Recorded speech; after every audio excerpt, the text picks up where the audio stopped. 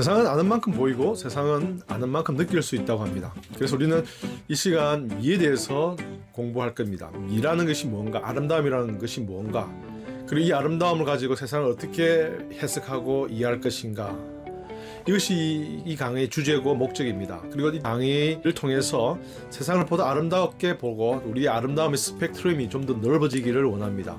그리고 그 넓어진 스펙트럼으로 이 세상을 보다 아름답게 만들어가는 우리들이 되었으면 좋겠다라고 생각합니다. 보통 우리 미학은 아름다운 클래식 예술품들을 설명해 나가고, 그리고 음악을 설명해 나갈 때 이 미학을 활용했습니다.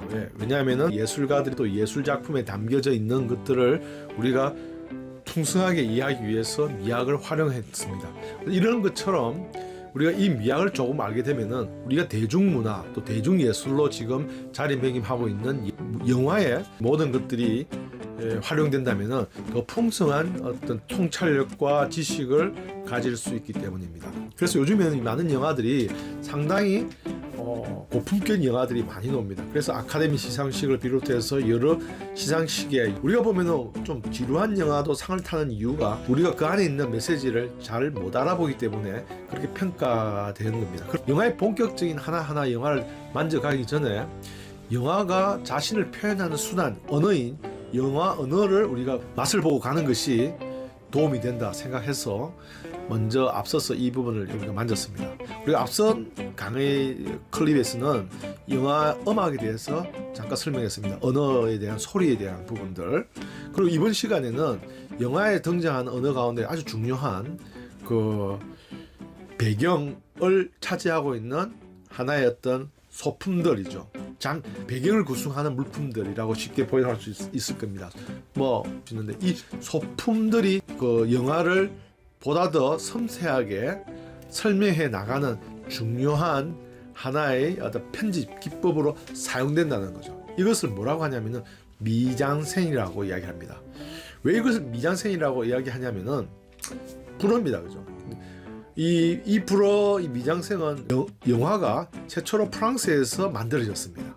어떻게 보면 영화의 본고장도 예술의 본고장이라고 할 수 있는 그 프랑스에서 시작됐기 때문에 많은 용어들이 프렌치어가 많습니다. 참에는 putting on the stage, 무대 위에 배치하다라는 거죠.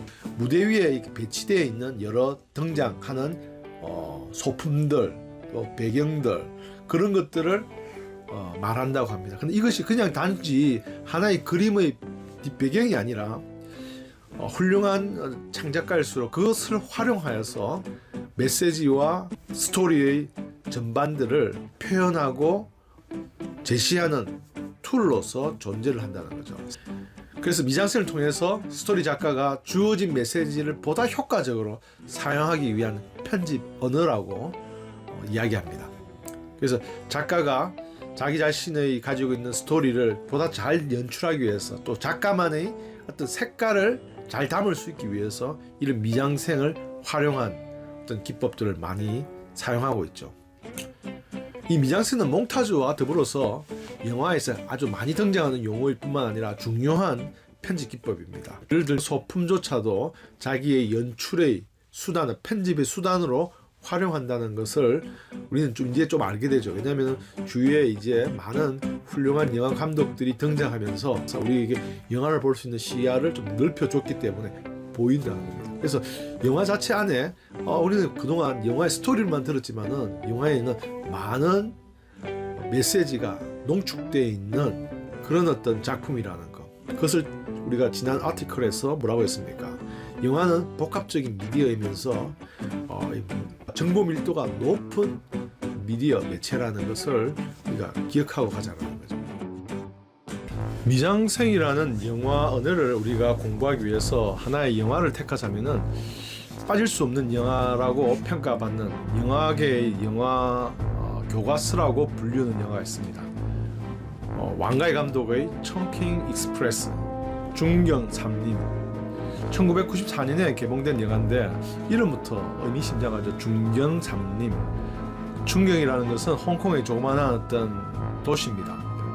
심사추 옆에 있는 하나의 몰과 같은 아파트먼트에서 일어나는 이야기, 외국인들이 많이 몰려 사는 그런 지역입니다.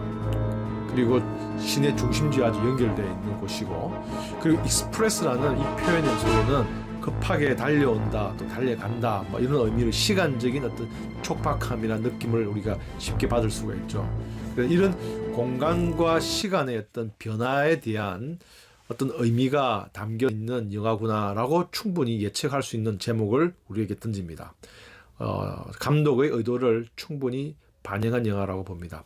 그리고 이 영화에서 우리가 눈여겨볼 것은 미장센을 구성하고 있는 영화의 여러 가지 소품과 어떤 그런 것들을 한번 눈여겨볼 필요 있습니다. 이 영화는 연인으로부터 이별 통지를 받은 두 남자의 이야기입니다.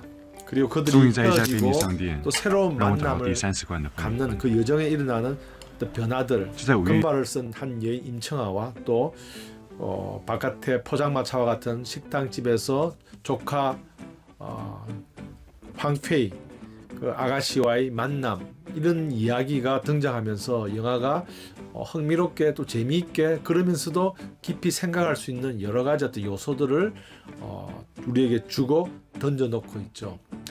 이 영화는 영화 언어를 아주 현란하게 사용한 작품으로서 대표적인 작품으로 평가를 받고 있습니다. 영화 초반부에 막 어지럽게 지나가는 영상의 속도라든지 색감, 그리고 각도, 그리고 소품들, 이 모두가 감독의 의도, 세밀한 의도와 어떤 계획 가운데 담겨져 있다는 것을 우리가 쉽게 이렇게 볼 수가 있습니다. 무엇보다도 이 미장센으로 볼 수 있는 하나의 어떤 소품들이 우리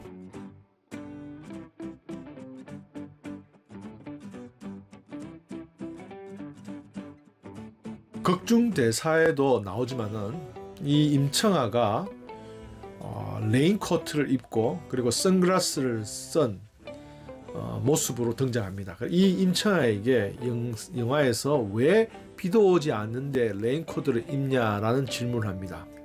그때 이 임청아의 하는 말이 뭐냐면은 어쩐지 비가 올 것 같아서라고 답합니다. 그리고 비에 어울리지 않은 선글라스를 쓰고 있는 그 모습에서 영화평론가들은 그 당시 1994년이니까 곧 있을 1997년 홍콩 중국 반환을 앞두고 있는 홍콩 사람들의 불안한 마음을 표현한 것이다 라고 설명합니다. 아마 이 감독의 충분한 의도라고 볼 수 있는 거죠. 햇빛이 일지 아니 비가 올지 몰라서 라는 이 미래에 대한 불안감을 이미지화한 것으로 평가합니다. 다른 한 사람은 4월 1일 날에 자기 여인에게 이별 통지를 받습니다. 그리고 한 달 동안 그 말이 진실인지 아닌지 어떤 유예기간처럼 한 달 동안 유통기한이 5월 1일이라고 찍혀있는 파인애플 통조림을 하나씩 사고 있어요. 한 달 동안. 그리고 그 30개 통조림을 30일이 되는 날 5월 1일 날 다 먹어 치워버립니다. 그리고 마음으로 정리를 한다는 의미를 던집니다. 그리고 아침에 조깅을 하는 중에 영화에서는 그 핸드폰에 702번으로부터 생일 축하 메시지가 오게 됩니다. 이 의미, 702라는 숫자가 크로즈업 되면서 이 의미를 영화평론가들은 7월 1일이 홍콩 반환을 이야기합니다. 그래서 새로운 생일을 맞이하는 새로운 홍콩의 생일과 같은 그 의미로서 7월 2일에 702, 이 2일에 보내는 축하 메시지입니다. 그리고 이 사람이 머물고 있는 그 아파트 번호도 호수도 702입니다. 이 702번이라는 숫자를 통해서 상징적인 의미를 던지는 것을 좀 더 눈여겨보는 사람이면 충분히 깨달을 수 있도록 감독은 메시지를 던지는 거죠. 소품을 가지고 그죠. 이야기 스토리와는 관계가 없지만은 이 안에는 감독이 던지고자 하는 메시지가 드러나 있는 것을 볼 수가 있습니다. 스튜디우스와 이별을 한 경찰 663의 스토리입니다. 샐러드 바를 늘 왔다 갔다 하면서 한 종업원을 만나게 되고, 그리고 결국은 그 종업원과 사랑이 시작될 것만 같은 메시지를 던지는 그런 이야기. 두 번째 스토리에서 눈에 띄는 것은 캘리포니아의 드림인데, 이 노래가 반복적으로 영화에 등장합니다. 그리고 이 영화에 대한 가사와 음이 우리에게 던져진 메시지가 있다는 것을 느낄 정도로 우리에게 다가오게 합니다. 뭔가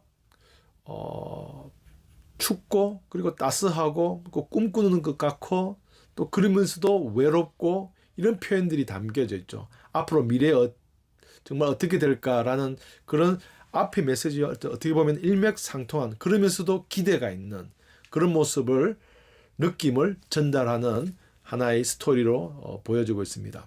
기생충에도 사실은 등장하는 그림이나 거실 식탁에 배열된 의자의 숫자의 변화 등에서 봉준호 감독의 이러한 미장센의 어떤 연출 기법들을 볼 수 있다고 우리는 말하고 있습니다. 이러한 영화의 미장센이 영화를 미학적으로 단순한 스토리텔러가 아니라 깊이가 담긴 메시지로 성화시키는 도구가 된다는 거죠.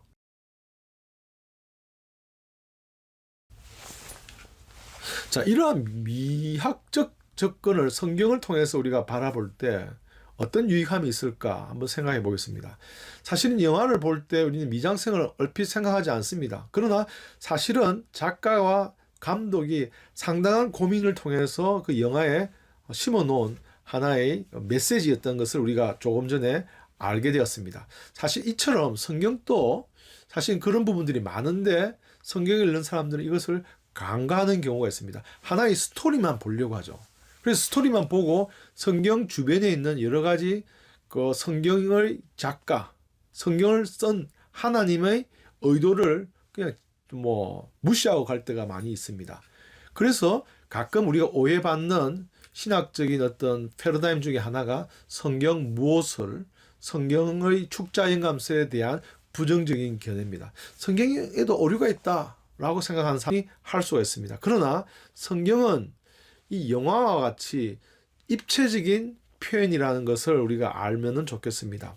때로는 성경에는 많은 오류들이 의도적으로 존재할 때가 있습니다. 인간의 실수에 의해서 기록된 문자도 존재를 하기 때문에 사실 그 실수조차도 그것을 메시지화해 가고 있다는 것을 우리는 알고 있어야 된다는 겁니다. 축자연감설이라는 것은 문자에 영감이 있어서 그러기 위해서 문자를 마음대로 바꾸어서는 안 된다. 그런 의미로 봐야 됩니다. 문자에 오류가 있다 없다의 개념보다는 수정을 못하게 함으로써 하나의 검기를 걸어 놓습니다. 교리적으로. 그래서 성경을 기록한 창작자의 의도라는 것을 오류에서조차도 우리는 영감의 어떤 한 부분을 발견할 수 있는 그런 어떤 메시지로 만든 것이라고도 입체적인 이해를 우리가 할 수 있겠죠.